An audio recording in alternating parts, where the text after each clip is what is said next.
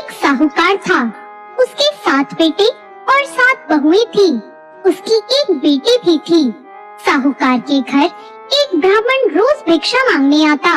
ब्राह्मण को साहूकार की बहू रोज भिक्षा देती तो वो ले लेता, लेकिन जब साहूकार की बेटी उसे भिक्षा देती तो वो उसकी बेटी से कहता, बेटी तू सुहागन तो है, पर तेरे भाग्य में बहुत दुख लिखा है।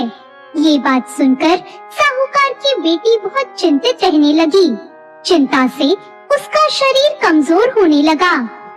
एक दिन साहूकार की पत्नी ने अपनी बेटी से पूछा, बेटी तुम इन दिनों इतनी चिंतित क्यों रहती हो और तुम बहुत कमजोर भी दिखती हो।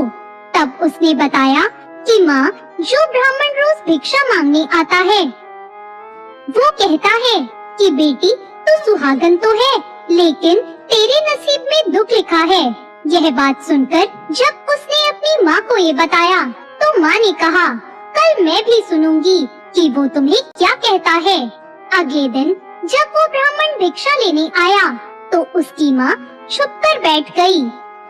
जब बेटी भिक्षा देने लगी तो फिर ब्राह्मण ने फिर से वही बात कही। इतनी बात सुनकर उसकी माँ बाहर आ गई और बोली, एक तो हम रोज तुम्हें भिक्षा देते हैं और ऊपर से तू हमें कोसता है। तब ब्राह्मण ने कहा, मैं इसे कोसता नहीं हूँ, जो सच है वही बोलता हूँ, जो इसके भाग्य में लिखा है वही कहता हूँ। माँ ने ब्राह्मण से कहा कि तुम्हें ये पता है कि इसके भाग्य में दुख लिखा है, तो बता दो ये दुख कैसे दूर होगा। तब ब्राह्मण ने कहा, 7 समुंदर पार एक सोना नाम की धोबन रहती है, जो सोमवती अमावस्या का व्रत करती है। अगर वो अपने व्रत का फल तुम्हारी बेटी को दे दे तो इसका निवारण हो सकता है, नहीं तो विवाह होते ही इसके पति को सांप डस लेगा। ये बात सुनकर माँ बहुत रोने लगी और सोना धोबन की तलाश में जाने लगी। चलते चलते रास्ते में धूप पड़ने लगी। साहूकारनी एक पीपल के नीचे बैठ गई। उस पीपल के पेड़ पर एक गरुड़ पक्षी का घोंसला था, जिसमें गरुड़ का एक बच्चा रहता था। साहूकारनी ने उस घोंसले के पास एक सांप जाता देखा तो उसने उस गरुड़ के बच्चे को बचाने के लिए उस सांप को मारकर ढाल के नीचे रख दिया। जब गरुड़ पंखनी आई तो उसने घोंसले के पास खून देखा। वो क्रोधित हो गई और साहूकारनी को चोंच मारने लगी। तब साहूकारनी ने कहा, मैंने तो तुम्हारे बच्चे की जान बचाई है। ये सांप तुम्हारे बच्चे को डसने वाला था, लेकिन मैंने इसे मार गिराया। गरुड़ पंखनी ने अपने बच्चे को सही सलामत देखकर कहा, साहूकारनी तुम बताओ क्या मांगना चाहती हो, मांगो। तब साहूकारनी ने कहा, मुझे 7 समुंदर पार सोना धोबन के घर जाना है, क्या तुम मुझे वहाँ छोड़कर आ सकती हो। गरुड़ पंखनी ने साहूकारनी को अपनी पीठ पर बैठाकर 7 समुंदर पार सोना धोबन के घर छोड़ दिया। वहाँ जाकर साहूकारनी ने सोचा, सोना धोबन को कैसे राजी किया जाए कि वो अपनी व्रत का फल मेरी बेटी को दे दे। सोना धोबन के 7 बेटे बहुएं थी। उनकी आपस में काम को लेकर रोज लड़ाई होती और कोई भी काम नहीं करती थी।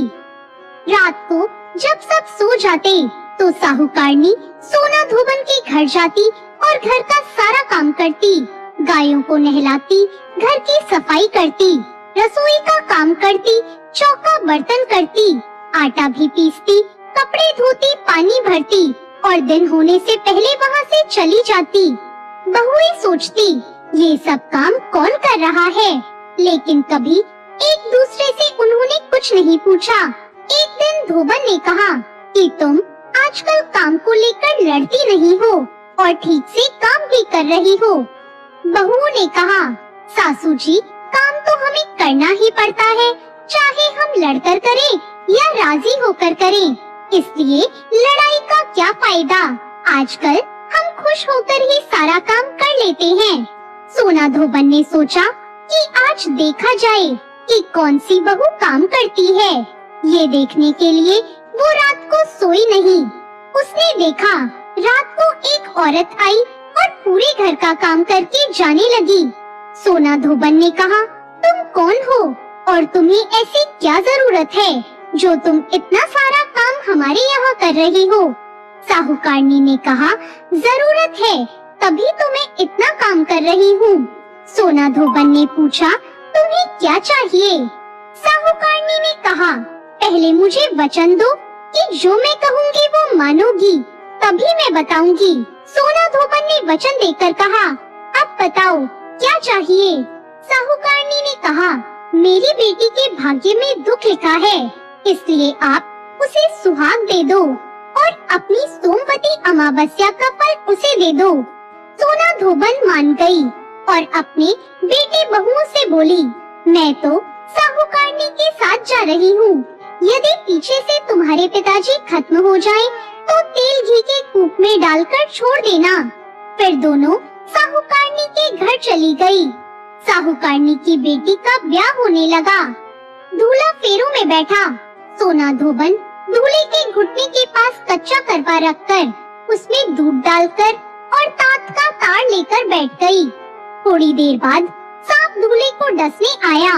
सोना धोबन ने करवा आगे रखा और तार से बांध दिया, लेकिन दूल्हा डर के मारे मर गया। तब सोना धोबन ने टीके से रोली निकाली और मांग से सिंदूर निकाला, आँख से काजल निकाला और मेहंदी निकालकर छोटी उंगली से छींटे मारे और बोली कि आज के दिन तक मैंने जितनी सोमवती अमावस्या करी, उनका फल साहूकार की बेटी को लग जाए और आगे मैं जो सोमवती अमावस्या करूं, वो मेरे परिवार को लगे। इतना कहते ही वो दूल्हा जीवित हो गया और सोमवती अमावस्या की जय जयकार करने लगा।